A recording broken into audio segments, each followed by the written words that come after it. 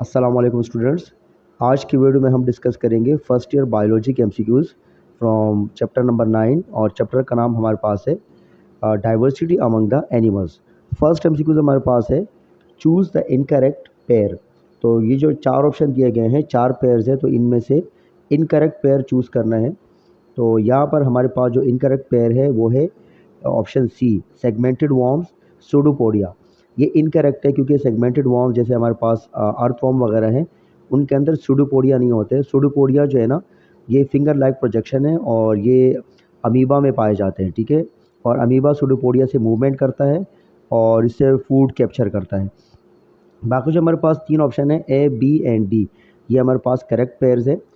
Sponges spicules, ये correct है क्योंकि स्पंजिस का जो एंडोस्केलेटन है वो स्पिक्यूल से बना होता है। निडेरिया निमेटोसिस्ट, तो ये भी करेक्ट ऑप्शन है क्योंकि निडेरिया के जो कि टेंटिकल्स होते हैं जैसे जेलीफिश वगैरह है, तो टेंटिकल्स के अंदर कुछ स्पेशल सेल्स पाए जाते हैं। उन स्पेशल सेल्स को हम कहते हैं निमेटोसिस्ट, और इन निमेटोसिस्ट से ये कुछ केमिकल्स रिलीज़ करते हैं, जिस केमिकल की मदद से ये अपने शिकार को पैरालाइज करते हैं।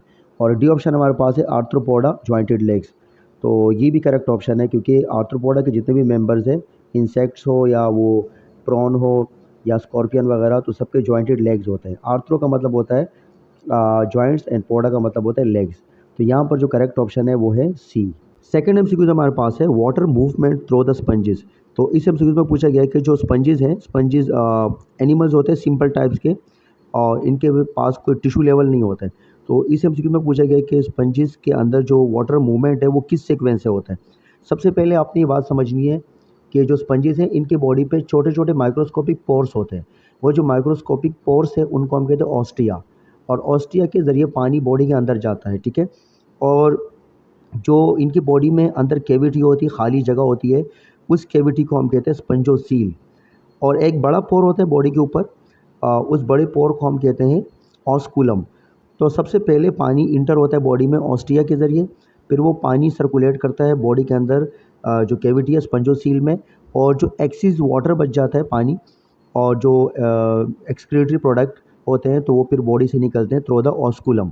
तो यहाँ पर सीक्वेंस बनेगा, सबसे पहले पानी इंटर होगा ऑस्टिया से, फिर जो है ना वो पानी जाके जमा होगा स्पंजोसील में, स्पंजोसील से वो पानी एक एक सेल को डिस्ट्रीब्यूट होगा, और उसके बाद जो एक्सिस पानी है, जो इजाफी पानी है, और जो कुछ एक्सक्रीटरी प्रोडक्ट है वो बॉडी से बाहर निकलेंगे, एक्सक्रीट आउट होंगे थ्रू द ऑस्कुलम। यहाँ पर जो करेक्ट ऑप्शन है वो है ए, ऑस्टिया, स्पंजोसील, देन ऑस्कुलम। बाकी जो हमारे पास तीन ऑप्शन है बी, सी, डी, ये इनकरेक्ट है। एमसीक्यूज नंबर 3 में पूछा गया है कि choose the term which encompass all other in the list. तो इस एमसीक्यूज में पूछा गया है कि जो चार ऑप्शन है, ये जो चार टर्म्स है, इनमें कोई ऐसा टर्म चूज़ करें जो बाकी तीनों उसमें शामिल हो। तो यहाँ पर ऑप्शन आएगा सी, बाइलेट्रिया। बाइलेट्रिली सिमेट्रिकल वो जानदार होते हैं, वो एनिमल होते हैं जिनको हम दो हिस्सों में डिवाइड कर सकते हैं फ्रॉम टॉप टू बॉटम। बाकी सेलोमेट वो होते हैं जिनके अंदर बॉडी कैविटी पाई जाती हैं, और प्रोटोस्टोम वो होते हैं जिनमें डेवलपमेंट के दौरान जो ब्लास्टोपोर हैं, जो टिश्यू हैं, वो माउथ के अंदर कन्वर्ट हो जाए। और डी ऑप्शन हमारे पास ट्रिप्लोब्लास्टिक है। ट्रिप्लोब्लास्टिक वो एनिमल होते हैं जिनकी बॉडी तीन जर्म लेयर से बनी होती है, एक्टोडर्म, मेसोडर्म एंड एंडोडर्म। तो यहाँ पर करेक्ट ऑप्शन आएगा सी, बाइलेट्रिया। एमसीक्यूज नंबर 4 में पूछा गया है कि dry scaly skin, ectothermic, two pairs of legs, lungs, internal fertilization, eggs with amniotic shell and three chambered heart are all properties of which class। तो ये जो ऊपर प्रॉपर्टीज़ बताई गई हैं, ये जो करेक्टर बताए गए हैं, तो पूछा गया है कि इन चारों में से ये प्रॉपर्टी कौन सी क्लास की है। तो यहाँ पर हमारे पास करेक्ट ऑप्शन आएगा बी, यानी कि रेप्टेलिया, ठीक है। ये जितनी भी प्रॉपर्टीज़ है ऊपर, ये सब रेप्टेलिया से मैच कर रही है। हाँ, थोड़ी बहुत प्रॉपर्टी यहाँ पर एम्फीबिया से भी मैच कर रही है, जैसे कि एक्टोथर्म है, थ्री चैम्बर हार्ट है, लेकिन कंप्लीट प्रॉपर्टी जो है ना वो रेप्टेलिया से मैच कर रही है। तो यहाँ पर ऑप्शन आएगा रेप्टेलिया।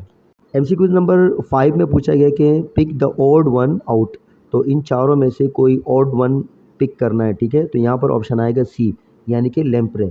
लेम्प्रे फिश है।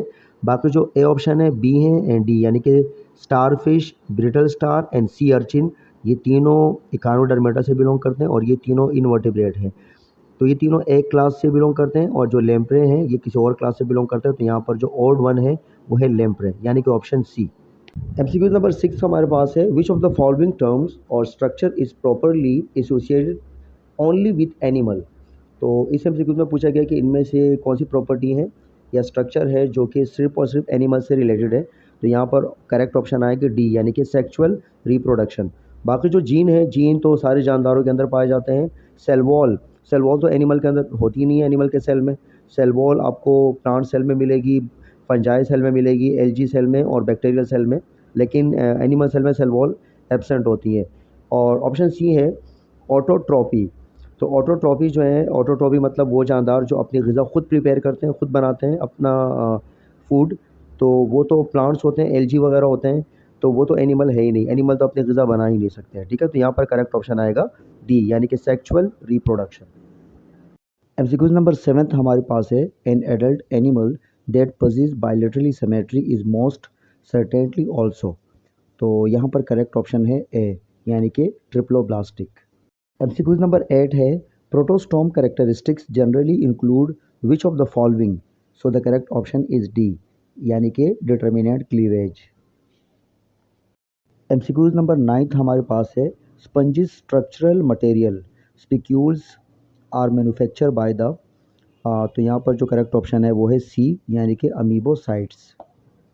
10 اینڈ لاسٹ MCQ ہمارے پاس ہے which of the following can be use to distinguish انیماٹوڈ from the اینیلیڈس. تو پوچھا گیا ہے کہ یہ جو ہمارے پاس نیچے کریکٹر دیے گئے ہیں تو ان میں سے ایسا کون سا کریکٹر ہے جو نیماٹوڈ کو اینیلیڈ سے ڈفرینشیٹ کر رہا ہے. ٹھیک ہے, تو نیماٹوڈس ہمارے پاس راؤنڈ وارمس ہوتے ہیں اور جو اینیلیڈز ہیں یہ سیگمنٹڈ وارم ہوتے ہیں. ٹھیک ہے, تو فرسٹ آپشن ہمارے پاس ہے ٹائپ آف باڈی کیویٹی. تو یہ تو دونوں میں ڈفرینٹ ہے کیونکہ جو اینیلیڈز ہے ان کے اندر ٹرو باڈی کیویٹی ہوتی ہیں اور جو نیماٹوڈ ہے ان کے اندر فالس باڈی کیویٹی ہوتی ہے. مطلب جو اینیلیڈز ہے یہ ٹرو سیلومیٹ ہے اور جو نیماٹوڈز ہے یہ ہمارے پاس سیوڈو سیلومیٹ ہے. آپشن 2 ہمارے پاس ہے number of muscle layer in the body. یہ بھی دونوں میں ڈفرینٹ ہے. ٹھیک ہے, مسل لیئر جو ہے نا اینیلیڈز میں اور نیماٹوڈ دونوں میں ڈفرینٹ ہے. تھرڈ آپشن ہمارے پاس ہے پریزنس آف سیگمنٹیشن. تو یہ بھی دونوں میں ڈفرینٹ ہے کیونکہ جو نیماٹوڈز ہیں ان میں کوئی سیگمنٹیشن نہیں ہوتی ہے. ٹھیک ہے, ان کی باڈی جو ہے نا بالکل سلینڈریکل ہوتی ہیں اور اسموتھ ہوتی ہیں, ان میں کوئی سیگمنٹس نہیں ہوتے. اور جو اینیلیڈز ہے ان کی باڈی میں سیگمنٹیشن پائے جاتے ہیں اور اس وجہ سے ان کو سیگمنٹڈ وارم بھی کہا جاتا ہے. ٹھیک ہے, تو یہ جو اسٹارٹنگ کے 1 2 3 جو کریکٹر ہے ہمارے پاس جو آپشنز ہے یہ دونوں میں ڈفرینٹ ہے. تو یہاں پر ہمارے پاس آپشن آئے گا ڈی یعنی کہ 1 2 and 3. So okay student, this is all about the MCQs of chapter number 9 diversity Umang the animals. انشاءاللہ نیکسٹ ویڈیو کے اندر ہم لوگ کوئی اور ٹاپک ڈسکس کریں گے یا ہم کسی اور چیپٹر کے MCQs ڈسکس کریں گے.